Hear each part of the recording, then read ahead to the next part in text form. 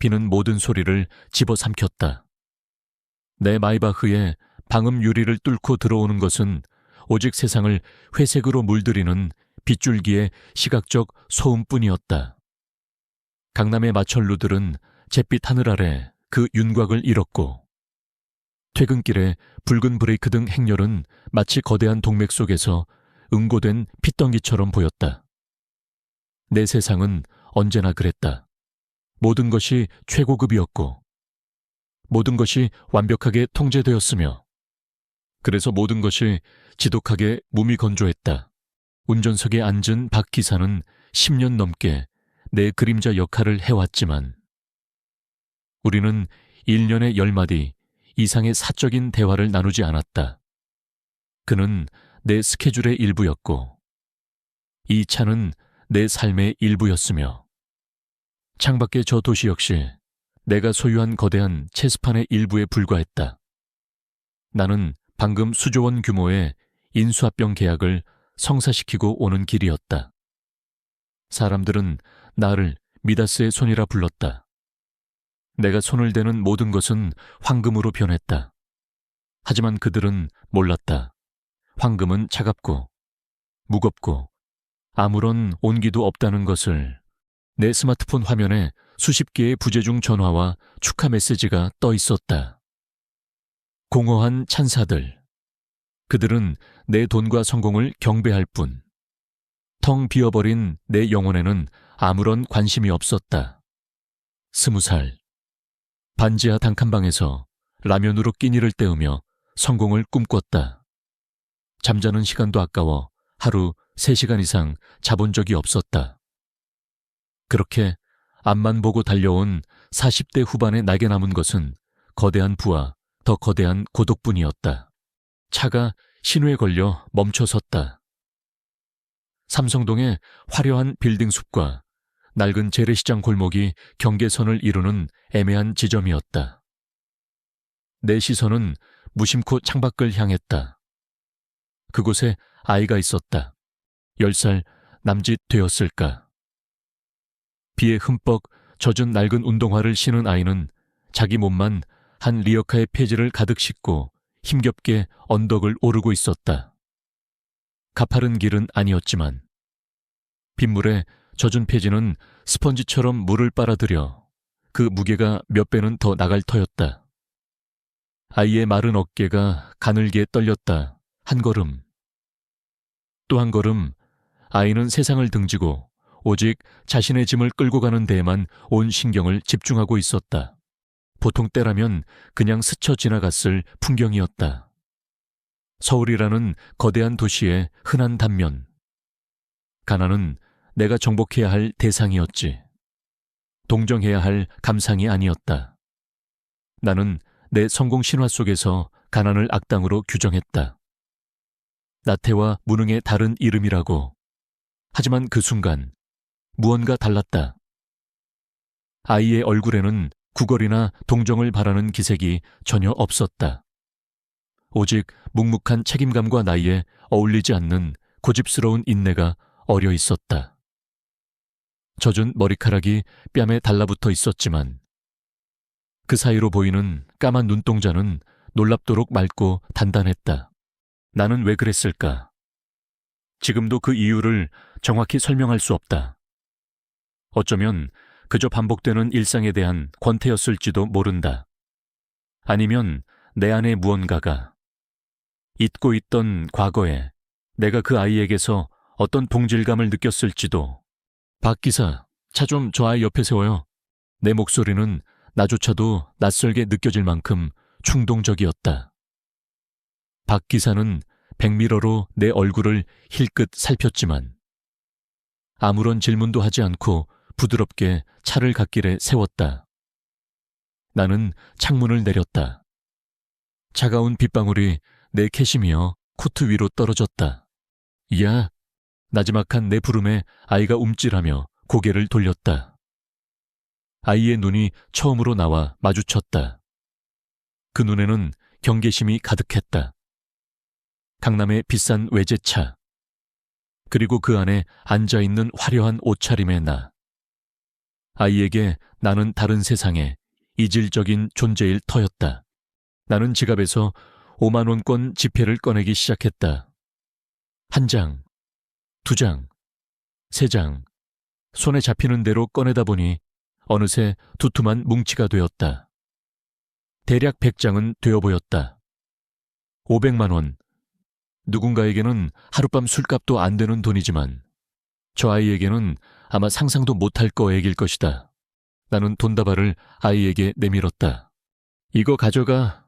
내 목소리에는 어떤 감정도 실려 있지 않았다. 나는 그저 내 변덕스러운 실험의 결과를 보고 싶었을 뿐이다. 아이는 어떤 반응을 보일까? 기뻐서 어쩔 줄 몰라 할까? 아니면 의심하며 뒷걸음질 칠까? 어쩌면 내 앞에서 넙죽절이라도 할지 모른다고 상상했다. 그러나 아이의 반응은 내 모든 예상을 빗나갔다. 아이는 돈다발과 내 얼굴을 번갈아 쳐다볼 뿐 손을 내밀지 않았다. 그 작은 얼굴에 떠오른 것은 기쁨이나 탐욕이 아니었다. 그것은 순수한 의아함과 이해할 수 없다는 혼란이었다. 왜 이걸 저한테 주세요? 가늘게 떨리는 목소리였지만 그 안에는 날카로운 자존심이 있었다. 마치 부당한 적선을 거부하는 듯한 태도였다. 그 순간 나는 처음으로 당황이라는 감정을 느꼈다. 돈으로 모든 것을 살 수 있다고 믿었던 내 세상에 작은 균열이 생기는 기분이었다. 그냥 이유는 없어. 그냥 주고 싶어서 주는 거야. 비 맞지 말고 오늘은 일찍 들어가. 나는 애써 태연한 척하며 말했다. 그리고 돈다발을 아이의 리어카 손잡이 위에 올려놓았다. 아이가 미처 반응하기도 전에 나는 창문을 올렸다. 유리가 완전히 닫히기 직전 나는 아이의 작은 속삭임을 들었다. 고맙습니다. 그것은 감사 인사라기보다는 어쩔 수 없이 상황을 받아들이는 체념에 가까운 목소리였다. 박 기사는 내 지시 없이도 다시 차를 출발시켰다. 나는 백미러로 아이의 모습을 주시했다. 아이는 한동안 그 자리에 못 박힌 듯 서서 리어카 손잡이 위에 놓인 돈다발을 내려다보고 있었다. 내가 기대했던 환호나 감격은 어디에도 없었다. 아이는 잠시 망설이더니 돈다발을 조심스럽게 집어들어 낡은 점퍼 안주머니 깊숙이 넣었다. 그리고는 주변을 한번 휙 둘러보는 것이었다. 그 행동에는 기쁨이 아니라 마치 위험한 물건을 숨기는 듯한 조심스러움이 배어 있었다. 곧이어 아이는 다시 리어카 손잡이를 잡았다. 그리고 이전과 똑같은 속도로, 아니, 어쩌면 더 무거운 발걸음으로 언덕을 오르기 시작했다. 아이의 어깨는 여전히 작고 가냘팠지만 그 위에 올려진 짐은 이제 폐지 더미만이 아닌 것 같았다. 차가 코너를 돌자 아이의 모습은 시야에서 사라졌다. 하지만 내 머릿속에서는 그 아이의 까만 눈동자가 이해할 수 없다는 듯 나를 바라보던 그 눈빛이 떠나지 않았다. 나는 내 행동을 후회했을까 하니 후회라기보다는 기묘한 호기심에 휩싸였다. 보통의 아이라면 그 돈을 들고 가장 먼저 어디로 달려갔을까? 장난감 가게, 아니면 따뜻한 음식을 파는 식당. 하지만 그 아이는 달랐다. 주변을 경계하며 돈을 숨기는 모습은 마치 훈련받은 요원 같았다. 도대체 저 작은 아이가 짊어진 삶의 무게는 어느 정도이기에 저런 거액 앞에서도 저토록 침착할 수 있는 걸까? 나는 나 자신에게 놀라고 있었다. 타인에게, 그것도 나와 아무런 상관없는 길거리의 아이에게 이토록 강한 호기심을 느껴본 것이 얼마만인가. 내 삶은 언제나 예측 가능한 변수들로 가득 차 있었다. 돈, 계약, 권력, 모든 것은 계산 가능했고 통제 가능했다. 하지만 저 아이는 내 계산 밖에 있는 존재였다. 박 기사. 네, 회장님. 차 돌려요. 방금 그 아이. 어디로 가는지 따라가 봅시다. 들키지 않게 멀리서 박 기사의 얼굴에 처음으로 놀라는 기색이 스쳤지만 그는 곧 평정을 되찾고 아무 말 없이 스티어링 휠을 돌렸다. 우리는 왔던 길을 되돌아갔다. 잿빛 도시 속에서. 나는 처음으로 내 의지가 아닌 다른 무언가에 이끌리고 있었다. 그것은 내 메마른 세상에 던져진 아주 작고 젖은 돌멩이 하나였다. 하지만 그 돌멩이가 일으킬 파문이 어디까지 번져나갈지 그때의 나는 상상조차 하지 못했다. 내 마이바흐는 소리 없이 미끄러지며 아이의 뒤를 쫓았다. 나와 아이 사이에는 언제나 50m 정도의 거리가 유지되었다. 박 기사는 내가 왜 이런 지시를 내렸는지 궁금해하는 기색이었지만 단 한마디도 묻지 않고 묵묵히 자신의 임무를 수행했다. 그것이 그의 직업적 미덕이었고 내가 그를 10년 넘게 곁에 둔 이유였다. 차 안의 공기는 여전히 건조하고 안락했지만 내 마음은 조금씩 다른 풍경 속으로 젖어들고 있었다. 아이는 비를 맞으며 걷고 있었다. 리어카 바퀴가 빗물이 고인 웅덩이를 지날 때마다 흙탕물이 튀어 아이의 바짓가랑이를 적셨다. 아이는 아랑곳하지 않았다. 그저 앞만 보고 걸었다. 그 작은 뒷모습에서 나는 어떤 종류의 결연함을 읽었다. 그것은 목적지가 분명한 자만이 가질 수 있는 뒷모습이었다. 나는 아이가 저 돈으로 무엇을 할지 상상하기 시작했다. 내 머릿속 시나리오는 지독히 냉소적이었다. 아마 PC방으로 달려가 밤새도록 게임을 하겠지. 혹은 친구들을 불러 모아 비싼 음식을 잔뜩 시켜놓고 허세를 부릴지도 모른다. 최악의 경우 저 돈은 아이의 손에 머무르지 못할 것이다. 어딘가에 있을 무책임한 부모나 아이를 착취하는 어른의 손에 넘어가 하룻밤 도박판에서 연기처럼 사라질 수도 있었다. 그래, 그럴 가능성이 가장 높았다. 가난이란 종종 그런 식으로 대물림되니까. 나는 가난을 겪어봤기에 가난이 사람을 얼마나 나약하고 비참하게 만드는지 잘 안다고 자부했다. 우리의 추격은 강남의 번듯한 대로를 벗어나고 있었다. 테헤란로의 마철루들이 점점 멀어지고 대신 낮고 낡은 건물들이 창밖을 채우기 시작했다. 차는 한강 다리 하나를 건넜고 풍경은 급격하게 달라졌다. 거대한 아파트 단지들이 나타났다가 사라지기를 반복하더니 이내 미로처럼 얽힌 좁은 도로로 접어들었다. 관악구 어딘가 일터였다. 대학 시절 이 근처에 값싼 하숙방을 전전했던 기억이 희미하게 떠올랐다. 지긋지긋한 가난의 냄새. 성공하면 다시는 돌아오지 않겠다고 맹세했던 곳이었다. 나는 무의식 중에 미간을 찌푸렸다. 그런데 아이의 첫 번째 목적지는 내 모든 예상을 완전히 벗어났다. 아이가 멈춰 선 곳은 게임방도, 식당도 아닌 낡은 상가 건물 1층의 작은 약국 앞이었다. 리어카를 약국 처마 밑에 세워두고 아이는 망설임 없이 안으로 들어갔다. 약국이라고 나도 모르게 혼잣말이 튀어나왔다. 박 기사가 백미러로 나를 힐끗 봤다. 나는 그의 시선을 무시한 채 약국 유리창 너머로 보이는 아이의 작은 실루엣에 시선을 고정했다. 아이는 까치발을 하고 약사에게 무언가를 열심히 설명하고 있었다. 작은 손으로 기침하는 신용을 하기도 하고 머리를 짚어 보이기도 했다. 나는 박 기사에게 최대한 가까이 차를 붙이라고 지시했다. 아이의 목소리가 들릴 리는 없었지만 그 상황을 조금이라도 더 자세히 보고 싶었다. 약사는 잠시 고개를 갸웃거리더니 이내 아이의 설명에 따라 약들을 하나씩 꺼내기 시작했다. 진열장에서 꺼내는 약 상자들이 하나둘씩 쌓여갔다. 감기약, 해열제, 소화제, 파스. 그리고 처방전이 있어야만 살 수 있을 법한 전문 의약품처럼 보이는 것들까지. 아이는 주머니에서 꼬깃꼬깃한 종이 한 장을 꺼내 약사에게 보여주기도 했다. 아마 약 이름이나 성분을 적어온 모양이었다. 아이는 약사가 내미는 약들을 꼼꼼히 확인하고는 품 안에서 내가 준 돈다발을 꺼냈다.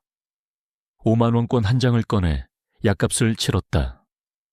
약사는 거스름돈과 함께 커다란 비닐봉지에 담긴 약들을 건넸다. 아이는 그것을 마치 보물처럼 소중하게 받아들었다. 머릿속이 복잡해졌다. 저 많은 약은 다 어디에 쓰려는 걸까? 가족 중 누군가가. 아마도 부모님이 아픈 것이리라. 그렇다 해도 아이의 행동은 너무나 침착하고 익숙해 보였다. 마치 한두 번 해본 솜씨가 아닌 것처럼. 내 변덕스러운 동정심이 누군가의 절박한 피로를 채워준 셈이었다.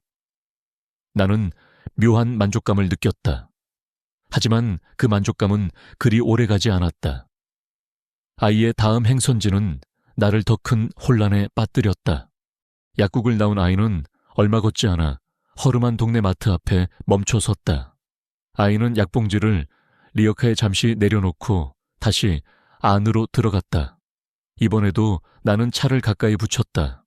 아이는 마트 안을 돌며 물건을 카트에 담기 시작했다. 그런데 그 목록이 기묘했다. 라면이나 과자 같은 즉석식품이 아니었다.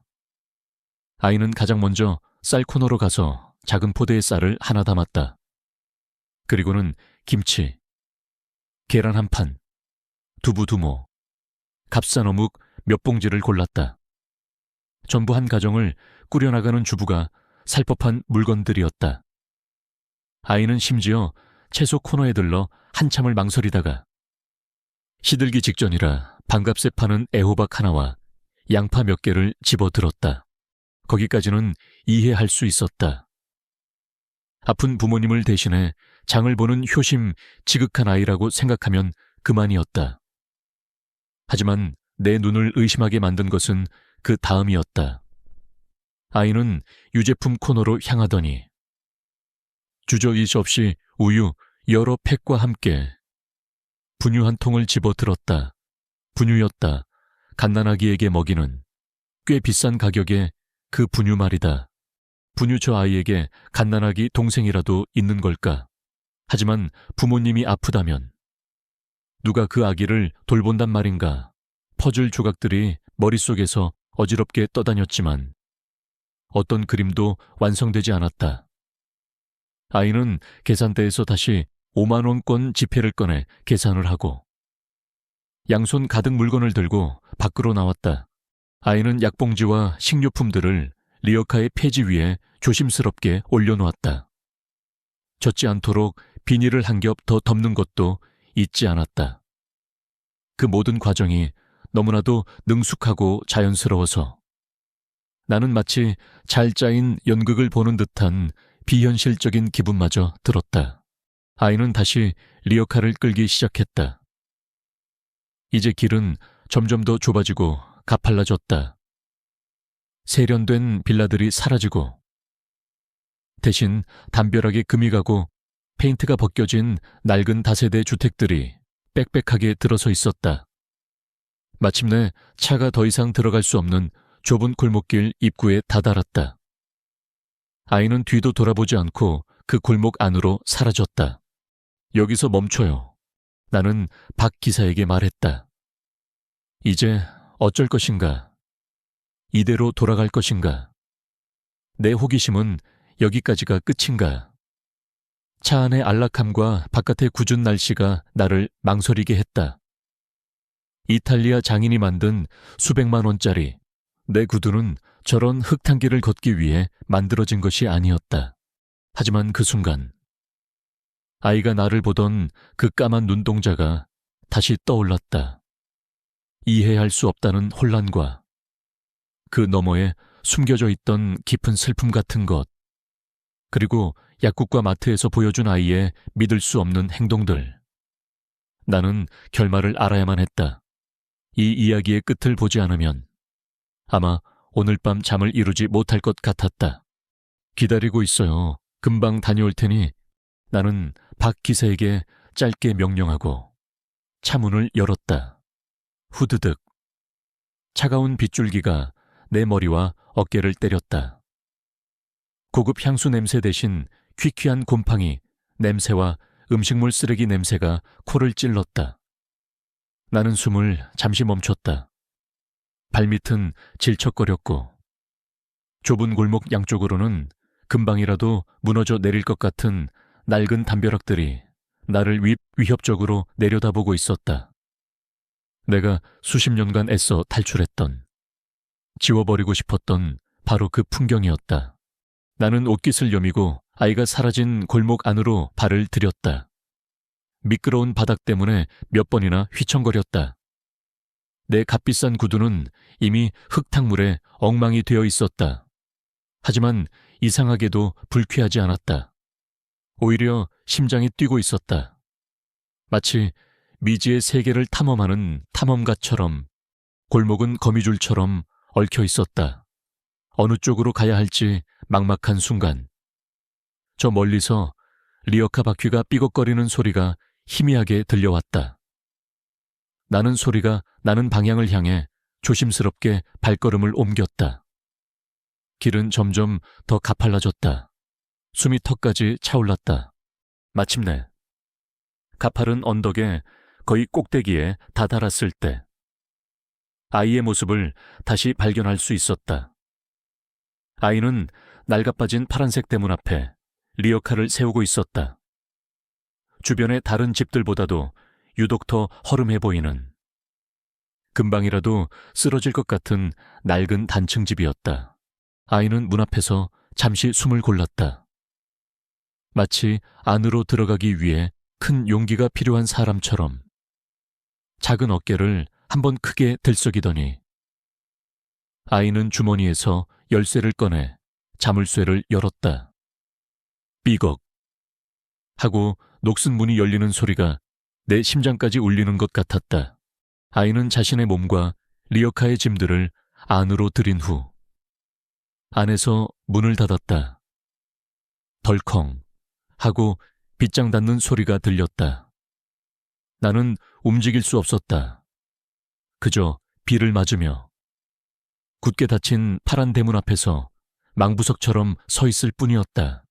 내 머릿속은 온통 물음표로 가득 찼다. 저 문 너머에는 무엇이 있을까? 아이가 그토록 지키려고 했던 비밀은 과연 무엇일까?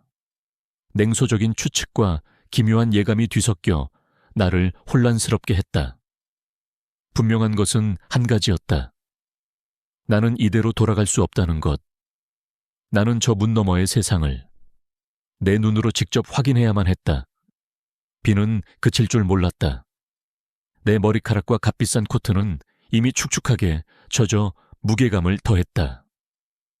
굳게 닫힌 파란색 대문 앞에서 나는 돌아가야 할 수만 가지 이유와 남아야 할 단 한 가지 이유 사이에서 갈등했다. 돌아가면 따뜻한 히터가 나오는 차와 보송보송한 타월, 그리고 내가 완벽하게 통제하는 익숙한 세상이 있었다. 하지만 남는다면 무엇이 있을까? 내가 알지 못하는, 어쩌면 알고 싶지 않았던 진실이 있을 터였다. 나는 왜 망설이는가? 강지연이라는 이름은 언제나 망설임 없는 전진과 동의어였다. 나는 수많은 경쟁자들을 꺾었고 불가능해 보이는 협상을 성공시켰다. 그런데 고작 이 낡아빠진 문 앞에서 발이 묶여버린 것이다. 어쩌면 나는 두려웠는지도 모른다. 저 문 너머에 있을 진실이 내가 수십 년간 쌓아 올린 견고한 성벽을 허물어버릴까봐. 그때였다. 문 안쪽에서 희미한 소리가 들려왔다. 처음에는 갓난아기의 칭얼거리는 울음소리 같았다. 분유. 내 머릿속에서 퍼즐 조각 하나가 제자리를 찾아가는 듯했다. 하지만 곧이어 그 소리를 집어삼킬 듯한 격렬한 기침소리가 터져나왔다. 폐부를 쥐어짜는 듯한. 고통이 가득 실린 소리였다. 그 소리는 단순한 감기 기침이 아니었다. 생명이 깎여나가는 소리였다. 그 순간 내 안의 모든 망설임이 사라졌다. 그것은 더 이상 호기심의 문제가 아니었다. 나는 천천히 문으로 다가갔다. 내 손이 차갑고 녹슨 문고리를 잡았다. 아니, 잡으려다 멈췄다. 함부로 열어서는 안 된다. 나는 심호흡을 한번 하고 손을 들어 문을 두드렸다. 똑! 똑! 내 노크 소리는 빗소리에 묻혀 초라하게 들렸다. 안에서는 아무런 반응이 없었다. 기침 소리만 간헐적으로 이어졌다. 나는 다시 한번, 이번에는 조금 더 강하게 문을 두드렸다. 끽! 마치 비명을 지르는 듯한 소리와 함께 문이 아주 조금 열렸다. 열린 문틈으로 나타난 것은 역시 김민준, 그 아이였다. 아이는 나를 보자마찌이자 얼굴이 하얗게 질렸다. 그 작은 눈에 떠오른 것은 충격과 공포, 그리고 자신의 영역을 침범당한 동물의 것과 같은 필사적인 경계심이었다. 아줌마, 여긴 왜? 아이는 말을 차에 있지 못하고 자신의 작은 몸으로 문틈을 막아서며 나를 밀어내려 했다. 마치 내가 보아서는 안 될 것을 필사적으로 가리려는 듯 했다. 안에 무슨 일 있니? 기침 소리 들었어. 아주머니, 괜찮으신 거야? 내 목소리는 나도 모르게 부드럽게 나가고 있었다. 평소에 내가 아니었다. 평소에 나라면. 이런 상황에서 권위와 위압감으로 상대를 찍어 눌렀을 것이다. 하지만 아이의 겁에 질린 눈을 보자 차마 그럴 수가 없었다. 아무 일 없어요. 그냥 감기예요. 어서 가세요. 아이는 거짓말을 하고 있었다.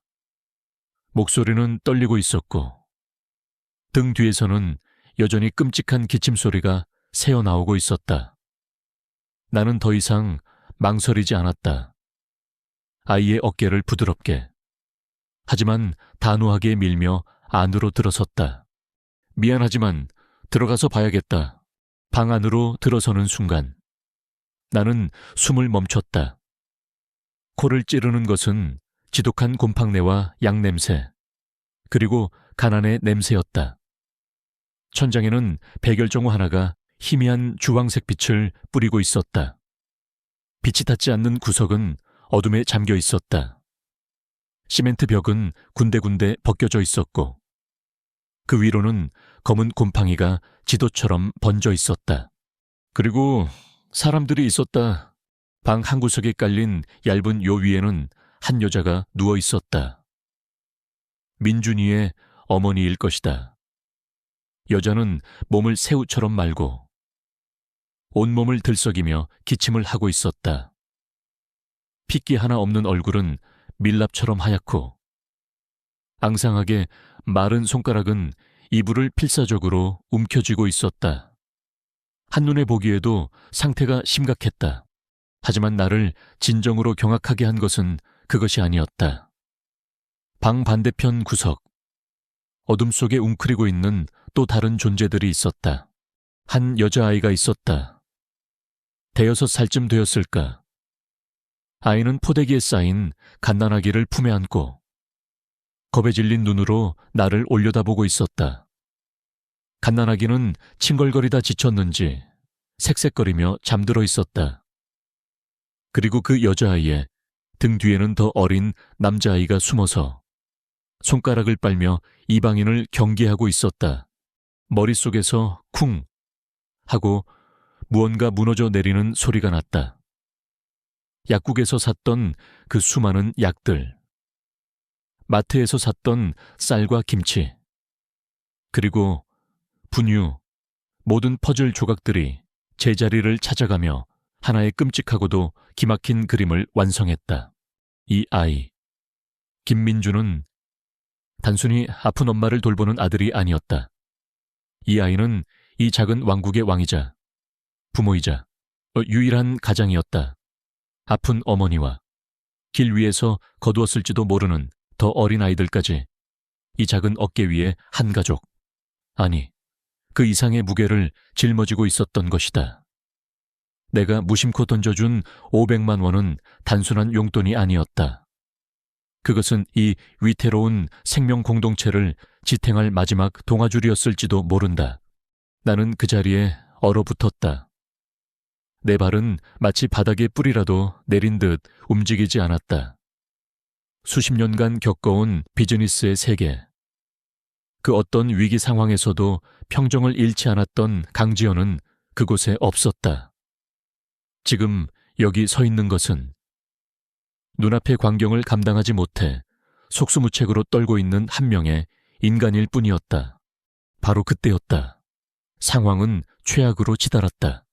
키악, 민준이 어머니의 기침이 절정에 달했다. 여자는 숨을 제대로 쉬지 못하는 듯 목을 부여잡고 괴로워했다. 얼굴은 삽시간에 파랗게 질려갔다. 금방이라도 숨이 넘어갈 것 같은 위급한 상황이었다. 엄마, 정신 차려 숨 쉬어. 제발. 민준이가 비명을 지르며 어머니에게 달려갔다.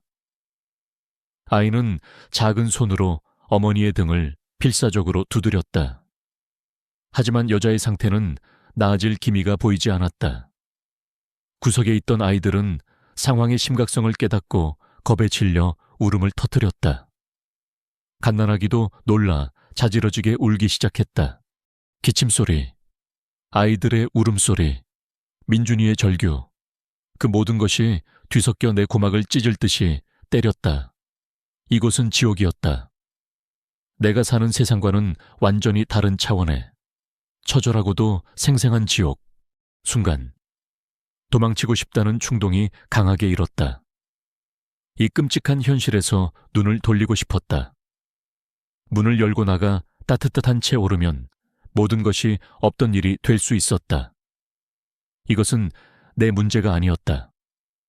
나는 그저 우연히 이곳에 발을 들였을 뿐이다. 하지만 내 발은 움직이지 않았다. 대신 내 눈은 어머니의 창백한 얼굴과 민준이의 절망적인 표정에 고정되었다. 저 아이는 지금 자신의 세상이 무너지는 것을 온몸으로 막아내고 있었다.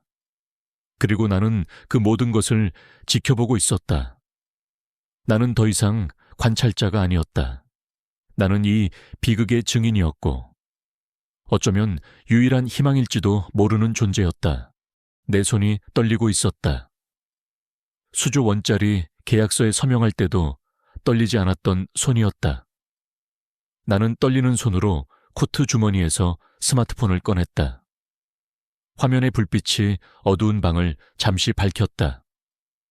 나는 나도 모르게 비서실장이나 박 기사의 번호를 누르려다 멈칫했다. 아니, 지금 필요한 것은 그런 것이 아니었다. 나는 망설임 없이 3개의 숫자를 눌렀다. 1, 9. 내가 유지유기입니다. 수화기 너머로 침착한 목소리가 들려왔다. 나는 주소를 말하기 위해 고개를 돌려 낡은 문 옆에 붙어있는 주소판을 확인했다.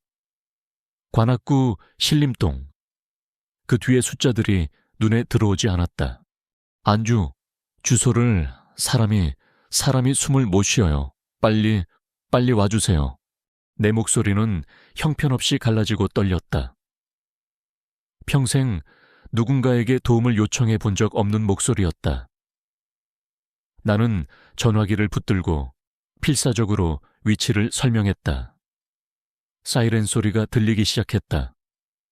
아직은 아주 멀리서 희미하게 전화를 끊고 고개를 들었을 때 내 시선은 민준이와 마주쳤다. 아이는 나를 보고 있었다.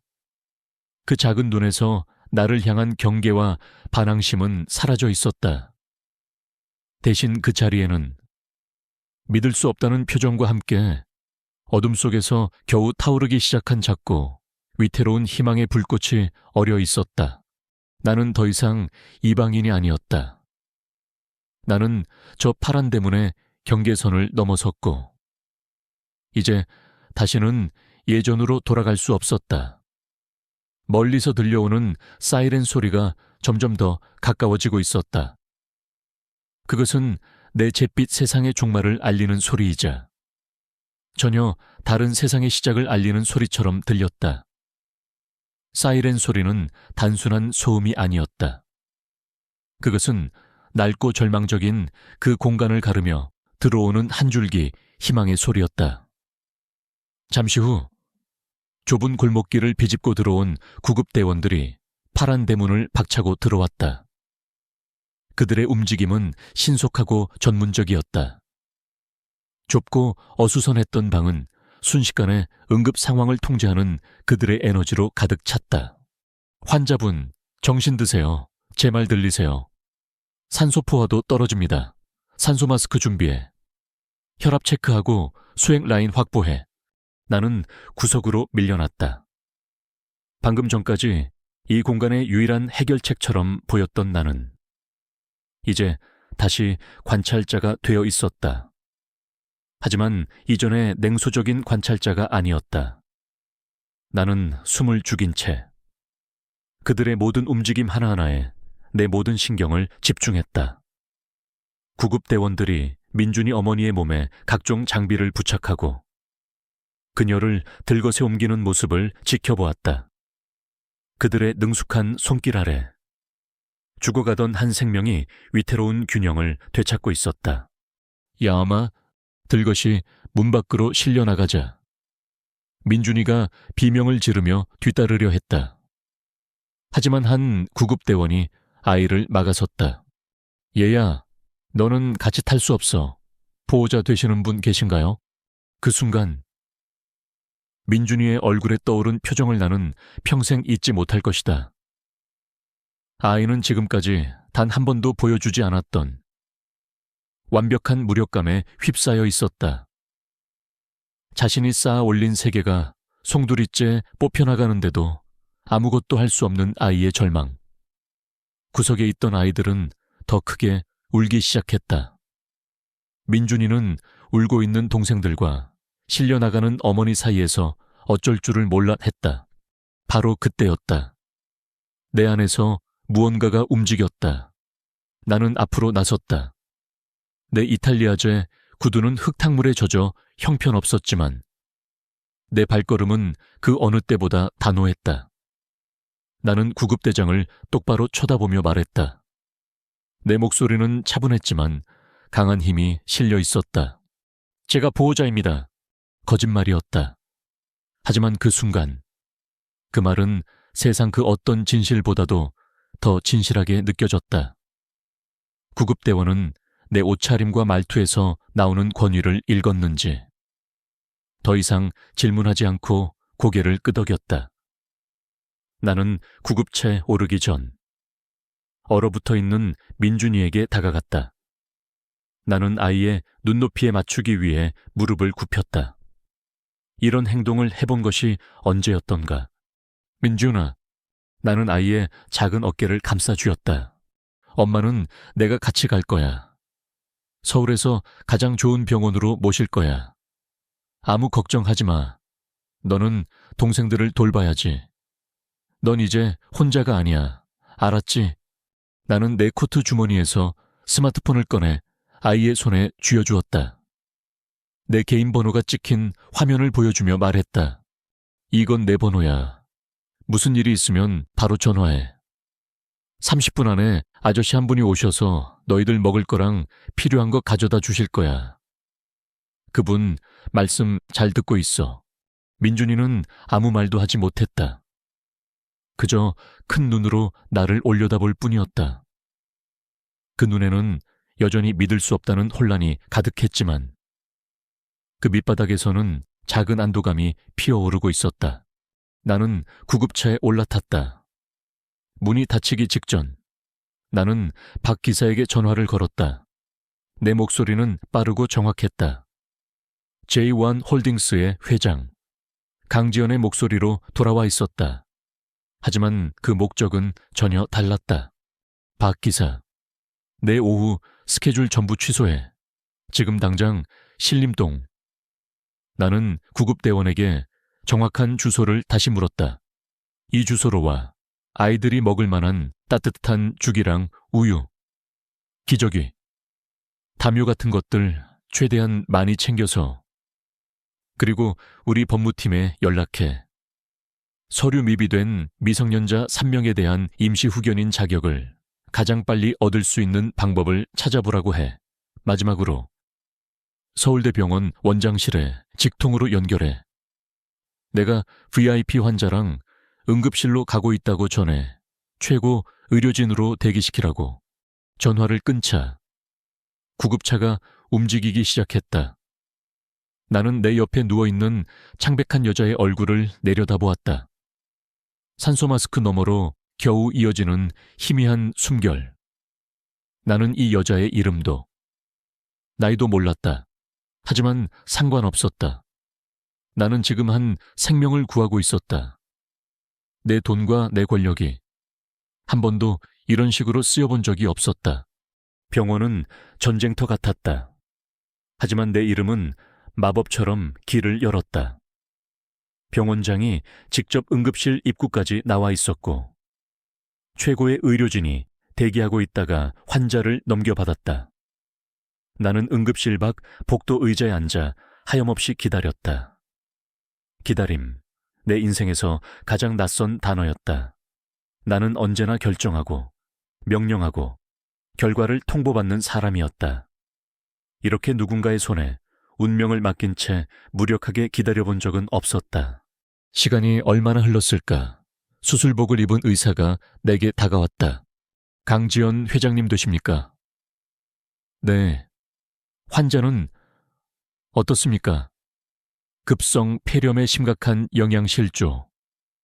탈수 증상이 겹쳤습니다. 조금만 늦었어도 정말 위험할 뻔했습니다. 환자분. 그동안 당신 몸은 전혀 돌보지 않으신 것 같습니다. 며칠만 더 방치되었다면 장담하기 어려웠을 겁니다. 일단 고비는 넘겼고 중환자실에서 경과를 지켜봐야 합니다. 의사의 말을 듣는 순간 나는 온몸의 힘이 빠져나가는 것을 느꼈다. 다행이라는 안도감과 함께 그동안 저 여자가 그리고 저 아이들이 얼마나 끔찍한 시간을 버텨왔을지에 대한 생각에 가슴이 아려왔다. 민준이 어머니가 VIP 병실로 옮겨진 후 나는 창가에 서서 민준이에게 전화를 걸었다. 신호음이 몇 번 울리고 아이가 조심스럽게 전화를 받았다. 여보세요? 민준아. 나다. 아줌마. 네. 어머니는 괜찮으셔. 지금 막 큰 고비 넘기셨고 병원에서 잘 치료해 주실 거야. 너는 괜찮니? 동생들은 수화기 너머로 잠시 침묵이 흘렀다. 아이는 무언가 망설이는 듯했다. 나는 조용히 기다려 주었다.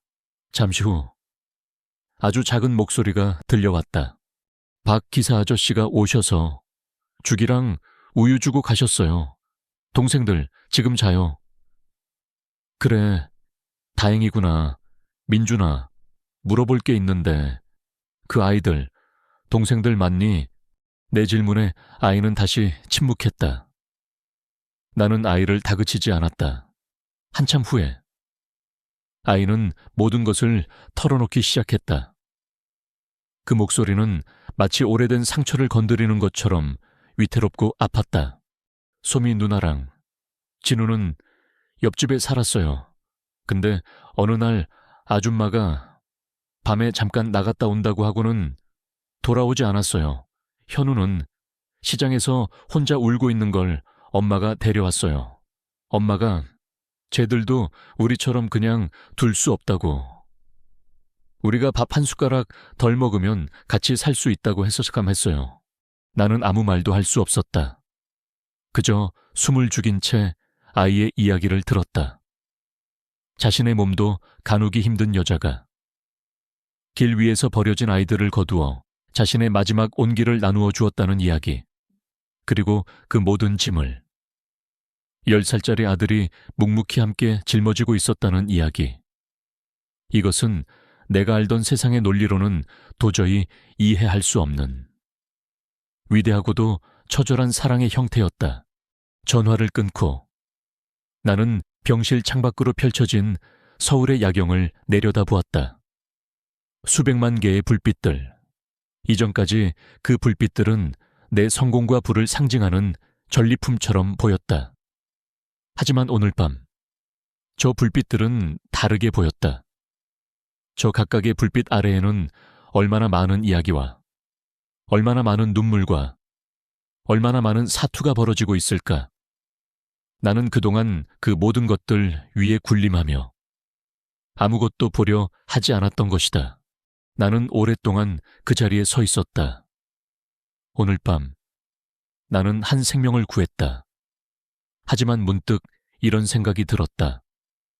어쩌면 구원받은 것은 저 여자가 아니라 바로 나 자신일지도 모른다고. 나는 오늘 밤 생명을 구한 것이 아니었다. 나는 비로소 내 삶을 발견한 것이었다. 텅 비어있던 내 삶의 목적을 이제 돈을 주는 것만으로는 부족했다. 그것은 가장 쉽고 무책임한 방법이었다. 나는 이 아이들에게 더 많은 것을 주어야 했다. 내 시간, 내 관심, 그리고 내 진심. 그것이 내가 이 기막힌 운명에 답해야 할 의무였다. 그날 밤 이후 내 세상은 완전히 뒤바뀌었다. J1 홀딩스의 회장 강지연의 시간은 더 이상 분과 초 단위로 쪼개져 수십억 원의 가치로 환산되지 않았다. 대신 그 시간은 민준이 어머니의 병문안을 가고 변호사와 함께 아이들의 법적 후견인 절차를 밟고 박 기사를 시켜 아이들이 지낼 만한 안전하고 깨끗한 집을 알아보는 데 쓰였다. 내 비서실은 혼란에 빠졌다. 그들은 나의 이런 파격적인 행보를 이해하지 못했다. 하지만 아무도 감히 내게 이유를 묻지 못했다. 그들은 그저 내가 내리는 지시를 묵묵히 따를 뿐이었다. 민준이 어머니의 상태는 기적처럼 호전되었다. 최고의 의료진과 최고의 약물, 그리고 무엇보다 더 이상 생계를 걱정하지 않아도 된다는 안도감이 그녀를 빠르게 회복시켰다. 내가 처음 병실을 찾았을 때 그녀는 앙상한 손으로 내 손을 잡고 아무 말 없이 눈물만 흘렸다. 나는 그저 그녀의 손을 마주 잡아줄 뿐이었다. 우리 사이에는 어떤 말도 필요 없었다. 우리는 이미 서로의 삶에 가장 깊숙이 들어와 있었다. 나는 아이들을 위해 작은 빌라 하나를 전세로 얻었다. 신림동의 그 낡은 집처럼 가파른 언덕 위에 있지도 않았고 햇볕이 잘 드는 남양집이었다. 아이들이 마음껏 뛰어놀 수 있는 작은 마당도 있었다. 처음 아이들을 그 집에 데려갔을 나를 나는 잊을 수 없다. 아이들은 현관 앞에서 신발을 벗고 들어오라는 내 말에도 어리둥절한 표정으로 서로의 얼굴만 쳐다볼 뿐이었다. 마치 자신들에게는 과분한 행운이라는 듯 민준이는 여전히 말이 없었지만 더 이상 나를 경계하지는 않았다. 아이는 낯선 환경에 불안해하는 동생들의 손을 꼭 잡고 든든한 가장의 역할을 해냈다. 나는 아이들을 위해 입주 도우미 아주머니를 고용했다. 따뜻하고 인상 좋은 분이었다. 그녀는 아이들의 식사와 살림을 도맡아 주었고 빌라는 금세 사람 사는 온기로 채워졌다. 나는 매일 저녁 그곳에 들렀다. 처음에는 어색했다. 내 평생의 습관은 사람들과 거리를 두는 것이었다. 하지만 아이들은 그런 나를 조금씩 변화시켰다. 진우는 내게 자기가 그린 그림을 자랑했고 소미는 서툰 솜씨로 내 머리를 빗겨주겠다며 다가왔다. 갓난아기 현우는 내 품에 안겨 방긋방긋 웃었다. 나는 처음으로 누군가를 위해 동화책을 읽어주었고 아이들의 서툰 노래에 박수를 쳐주었다. 내 캐시미어 코트에는 늘 정체 모를 얼룩이 묻어 있었고 내 머리카락은 종종 아이들의 손길에 헝클어졌다. 하지만 나는 단 한 번도 불쾌하지 않았다.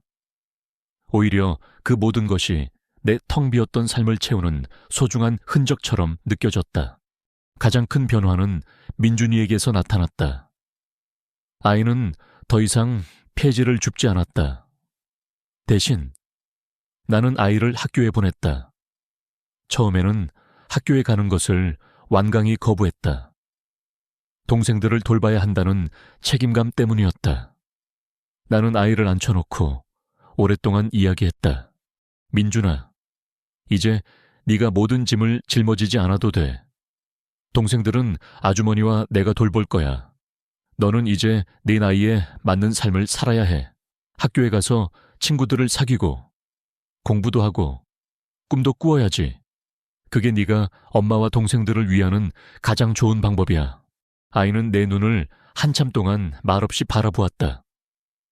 그리고는 아주 작게 고개를 끄덕였다.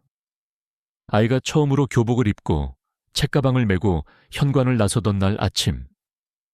나는 문 뒤에 서서 몰래 눈물을 훔쳤다. 내 인생에서 단 한 번도 흘려본 적 없는 종류의 눈물이었다. 몇 달 후, 민준이 어머니는 완전히 건강을 되찾고 퇴원했다. 그녀는 빌라로 돌아와 아이들의 곁을 지켰다. 나는 그녀에게 J1 홀딩스 산하의 복지재단에서 일자리를 제안했다. 어려운 환경의 아이들을 돕는 일이었다. 그녀는 자신의 경험을 살려 누구보다 그 일을 잘 해낼 것이었다.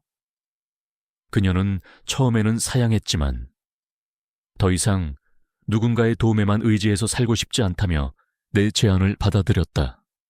그녀는 이제 시혜의 대상이 아니라 또 다른 누군가에게 희망을 주는 주체가 된 것이다. 시간은 흘러 계절이 2번 바뀌었다.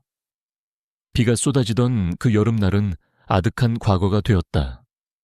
어느 화창한 가을 주말 오후, 나는 아이들과 함께 빌라 마당에서 작은 텃밭을 가꾸고 있었다. 나는 더 이상 값비싼 명품 옷을 입고 있지 않았다. 대신 편안한 면바지에 헐렁한 스웨터를 입고 있었다. 내 손톱 밑에는 흙이 끼어 있었지만 나는 개의치 않았다. 아줌마, 이것 보세요. 지렁이가 나왔어요. 진우가 호들갑을 떨며 소리쳤다. 아이들은 모두 진우 주변으로 몰려들어 흙 속에서 꿈틀거리는 지렁이를 신기하게 쳐다보았다. 그 모습을 보며 나도 모르게 웃음이 터져나왔다. 진심에서 우러나오는 따뜻하고 충만한 웃음이었다. 그때 민준이가 나에게 다가왔다. 아이는 어느새 훌쩍 자라 있었다. 더 이상 그늘진 얼굴의 아이가 아니었다. 햇볕에 건강하게 그을린 얼굴에는 밝은 미소가 걸려 있었다. 아이는 내게 작은 화분 하나를 내밀었다. 화분에는 이제 막 새싹이 돋아난 작은 식물이 심어져 있었다. 이거 제가 학교에서 키운 거예요. 아줌마 드리려고요. 나는 화분을 받아들었다. 작고 연약하지만 흙을 뚫고 꿋꿋하게 솟아난 새싹. 그것은 마치 민준이 자신을 보는 것 같았다.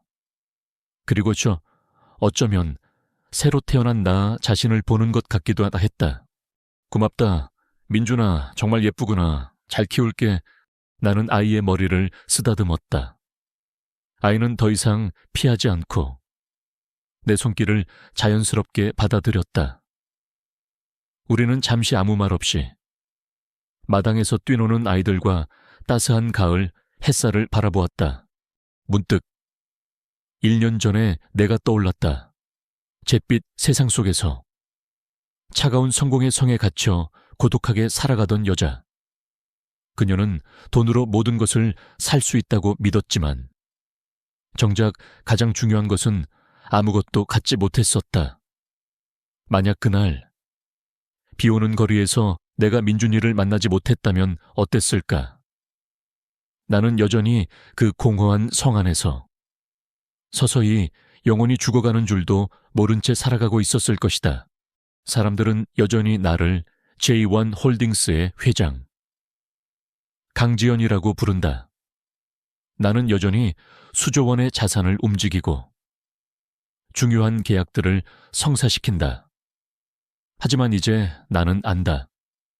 내 인생의 가장 위대한 투자는 인수합병 계약서에 서명한 것이 아니라 비 오는 날 한 아이에게 내밀었던 500만 원이었다는 것을, 그리고 그 투자를 통해 내가 얻은 것은 돈으로 환산할 수 없는, 세상에서 가장 소중한 가족이라는 이름의 배당금이었다는 것을. 아이들의 웃음소리가 마당 가득 울려 퍼졌다. 나는 흙이 묻은 손으로 작은 새싹을 조심스럽게 쓸어보았다. 이제 내 세상은 더 이상 무미건조한 잿빛이 아니었다. 아이들의 웃음소리처럼 다채로운 색깔로, 그리고 저 작은 새싹처럼 강인한 생명력으로 가득 차 있었다. 나는 비로소 내가 있어야 할 곳을 찾은 것이다. 이 따스한 햇살 아래, 사랑하는 나의 가족들 곁에서 나는 새로운 삶을 시작하고